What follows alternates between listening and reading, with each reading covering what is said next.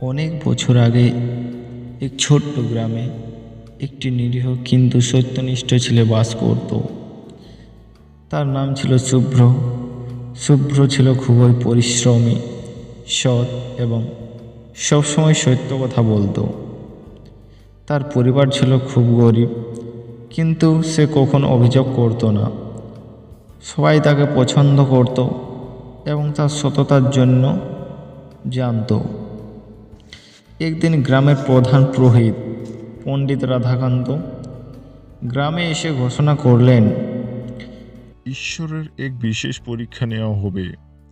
যারা এই পরীক্ষায় উত্তীর্ণ হবে তারা ঈশ্বরের আশীর্বাদ পাবেন এবং তাদের জীবন সব কিছু সঠিকভাবে হবে। গ্রামের সব মানুষ তখন উত্তেজিত হয়ে পড়ল, কারণ ঈশ্বরের আশীর্বাদ পাওয়ার সুযোগ তারা হারাতে চায়নি। সবাই প্রস্তুতি নিতে লাগলো, কিন্তু শুভ্র কিছুটা চিন্তিত ছিল। সে জানত ঈশ্বরের পরীক্ষা শুধু বাইরের কাজ নয়, বরং মানুষের মন ও চরিত্রের ওপর নির্ভর করে।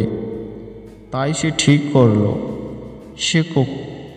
সে কোনো ধরনের কৌশল বা রকম সকম না করে নিজের প্রকৃত মনোবল দিয়ে পরীক্ষা দেবে।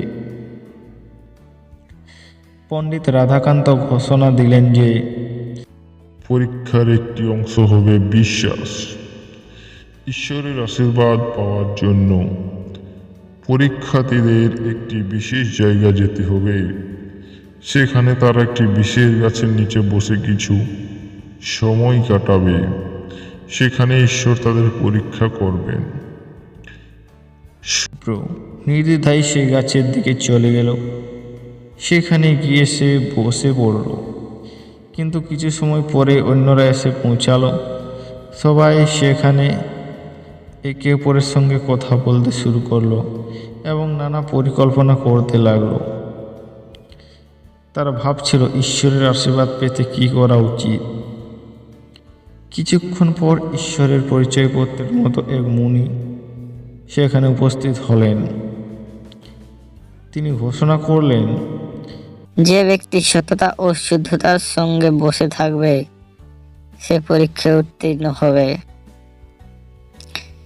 অনেকেই ভাবছিল, এখন যদি আমরা ঈশ্বরের কাছে কিছু প্রার্থনা করি বা উপহারের কিছু ব্যবসা করি, তাহলে হয়তো আমরা ঈশ্বরের প্রিয় হয়ে যাব। কিন্তু শুভ্র কিছুই ভাবল না। সে একেবারে শান্তিপূর্ণ মন দিয়ে সঠিক অবস্থানে বসে রইল। তার মধ্যে কোনো কুসংস্কার বা মন্দ উদ্দেশ্য ছিল না। সে ঈশ্বরের পরীক্ষা সম্পর্কে একদম খোলামেলা মনে অপেক্ষা করছিল। পণ্ডিত রাধাকান্ত এসে শুভ্রকে দেখে অবাক হয়ে গেলেন। তুমি এত শান্ত কেন শুভ্র? তুমি কি কিছু চাও না? শুভ্র হাসতে হাসতে বলল, বলল, না, আমি কিছুই চাই না। ঈশ্বর তো জানেন আমি কেন ওখানে বসে আছি। আমি শুধু সততার পথে চলছি, আর কিছুই নয়। মুনি তখন শুভ্রের দিকে তাকিয়ে বললেন, তুমি সঠিক পথে আছো।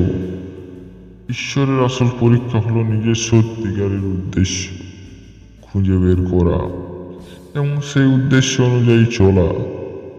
তুমি যেভাবে শান্তভাবে বসে আছো তা দেখিয়ে দিলে ঈশ্বরের আশীর্বাদ পাওয়া কঠিন নয়, বরং এটি আমাদের মনোভাব এবং বিশ্বাসের উপর নির্ভর করে। তুমি ঈশ্বরের আশীর্বাদ পেয়েছো।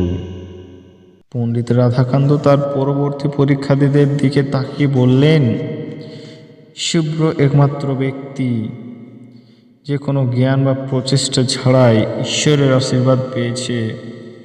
তার সৎ মন এবং নির্দ্বিধায় জীবনযাপন তার সত্যিকারের পুরস্কার হয়েছে। সবাই বুঝতে পারল যে ঈশ্বরের আশীর্বাদ কোনো বাহ্যিক কর্ম নয়, একমাত্র সৎ এবং নিষ্কলঙ্ক মন থেকে আসে। শুভ্র বাড়ি ফিরে এসে তার পরিবারকে জানালো যে ঈশ্বর তাকে আশীর্বাদ দিয়েছে, কিন্তু তার সৎ পথে চলা এবং ঈশ্বরের প্রতি বিশ্বাসই আসল পুরস্কার। তার জীবন আগের মতোই চলতে থাকলো, কিন্তু এই ঘটনাটি সবাই মনে রাখলো এবং গ্রামে একটি নতুন প্রজন্মের সূচনা হলো, যারা বিশ্বাস করত তারা সত্যতা দিয়েই জীবনে এগিয়ে যাওয়া সম্ভব।